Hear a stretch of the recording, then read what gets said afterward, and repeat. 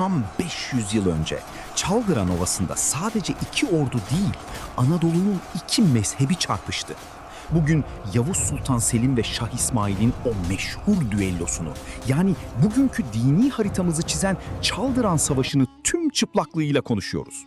Bu sadece bir mezhep kavgası değildi. Bu iki yükselen imparatorluğun Anadolu üzerinde kimin söz sahibi olacağı sorusunun kanlı cevabıydı. Bir yanda Osmanlı'nın ateşli silahları, diğer yanda Safevilerin efsanevi süvarileri. Mektuplardaki ağır hakaretlerden, savaşın seyrini değiştiren o gizli silaha kadar her şeyi inceleyeceğiz. Anadolu'nun en büyük kırılma noktasına bakıyoruz. Hazırsanız perdeyi aralayalım. 15. yüzyılın sonlarında hem Osmanlı Devleti hem de Safevi Devleti yükseliş dönemindeydi. Osmanlılar Balkanlardan Orta Doğu'ya uzanan geniş bir coğrafyada güç kazanırken doğuda yeni bir siyasi güç ortaya çıkıyordu. Safevi Devleti'nin kurucusu olan Şah İsmail henüz çok genç yaşta büyük başarılar elde etmişti. Karizmatik liderliği, askeri yetenekleri ve etrafında oluşan güçlü bağlılık sayesinde kısa sürede İran'ın büyük bölümünü kontrolü altına aldı. Şah İsmail yalnızca bir hükümdar değildi. Aynı zamanda güçlü bir dini otorite olarak da görülüyordu. Onun etrafında toplanan Kızılbaş toplulukları Anadolu'nun çeşitli bölgelerinde de önemli bir etkiye sahipti. Bu durum Osmanlı yönetimi açısından yalnızca dini bir mesele değildi. Çünkü o dönemde din ve siyaset birbirinden ayrı alanlar değildi. Bir hükümdara duyulan dini bağlılık aynı zamanda siyasi sadakat anlamına da gelebiliyordu. İşte gerilimin merkezinde tam olarak bu vardı. Bazı anlatımlarda mücadele yalnızca mezhep çatışması olarak sunulur. Ancak olay bundan çok daha karmaşıktı. Osmanlılar için mesele Anadolu'daki siyasi otoritenin korunmasıydı. Safeviler içinse Anadolu'daki taraftarlar etki alanlarını genişletmenin doğal bir aracıydı. Her iki devlette büyüyen birer süper güçtü ve süper güçlerin en büyük korkusu rakiplerinin kendi nüfus alanına sızmasıydı. Bu ne anlama geliyordu?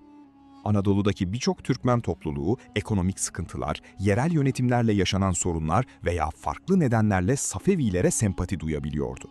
Şah İsmail'in ünü Anadolu'ya kadar yayılmıştı. Bazı insanlar onu kurtarıcı olarak görürken bazıları ise Osmanlı düzeni için ciddi bir tehdit olarak değerlendiriyordu. Böylece dini aidiyetlerle siyasi çıkarlar iç içe geçmeye başladı. Tam bu sırada Osmanlı tahtında önemli bir değişim yaşandı. 1512 yılında Yavuz Sultan Selim tahta çıktı. Selim, devletin doğu sınırlarında büyüyen Safevi etkisini yakından takip ediyordu. Ona göre mesele yalnızca farklı mezhep anlayışları değildi. Mesele Osmanlı Devleti'nin gelecekteki güvenliği ve Anadolu üzerindeki hakimiyetiydi. Şah İsmail ise kendi açısından farklı düşünüyordu. Safevi Devleti henüz gençti ve çevresindeki güçlü rakiplerle mücadele etmek zorundaydı. Anadolu'daki destekçiler Safevi nüfuzunun önemli bir parçasıydı. Bu nedenle iki hükümdarın çıkarları giderek daha sert biçimde çarpışmaya başladı. Karşılıklı mektuplar gönderildi, diplomatik gerilim arttı, sınır bölgelerinde hareketlilik başladı. Artık savaş ihtimali her geçen gün daha da güçleniyordu. 1514 yılında Osmanlı ordusu doğuya doğru büyük bir sefere çıktı. Bu kolay bir yürüyüş değildi. Binlerce kilometrelik zorlu yollar, lojistik problemler ve askerlerin yaşadığı sıkıntılar vardı. Buna rağmen Selim geri dönmedi. Çünkü onun gözünde bu sefer devletin geleceğini belirleyecek kadar önemliydi.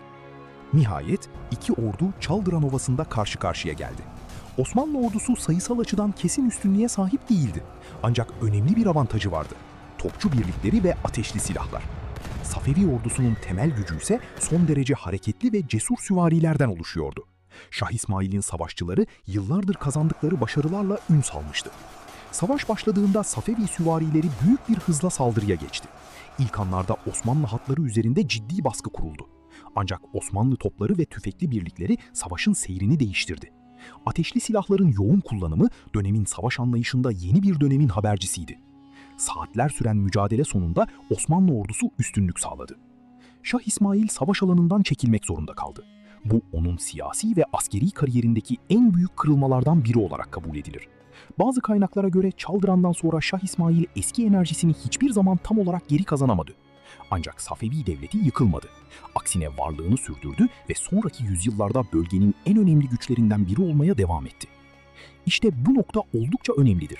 Çaldıran ne Osmanlıların Safevileri tamamen ortadan kaldırdığı bir savaş oldu, ne de tek başına mezhepler arasındaki tüm ayrılıkların sebebi. Tarihte bazen tek bir savaşa olduğundan fazla anlam yüklenir. Oysa gerçek daha karmaşıktır. Ancak savaşın sonuçları son derece etkiliydi. Osmanlılar Doğu Anadolu üzerindeki hakimiyetlerini güçlendirdi, Safevi nüfuzunun Anadolu'daki etkisi önemli ölçüde sınırlandı. Osmanlı yönetimi Sünni dini kurumları daha güçlü biçimde desteklemeye başladı. Medreseler, kadılık sistemi ve merkezi yönetim mekanizmaları bu süreçte daha belirgin hale geldi. Bu gelişmeler zamanla Anadolu'nun dini yapısını da etkiledi. Bugün Türkiye'nin büyük çoğunluğunun Sünni kimliğe sahip olmasında elbette birçok tarihsel faktör rol oynar. Ancak çaldıran ve sonrasındaki devlet politikaları bu uzun sürecin önemli dönüm noktalarından biri olarak görülür. Öte yandan İran'da farklı bir süreç yaşandı. Safevi devleti kendi topraklarında Şii kimliğini kurumsallaştırdı ve güçlendirdi.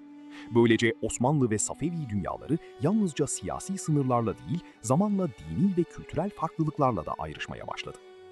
Bugün Türkiye ile İran arasındaki bazı tarihsel farklılıkların kökeni kısmen bu döneme kadar uzanır. Fakat belki de en dikkat çekici nokta şudur.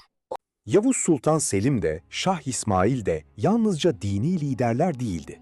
İkisi de devletlerini korumaya ve büyütmeye çalışan hükümdarlardı.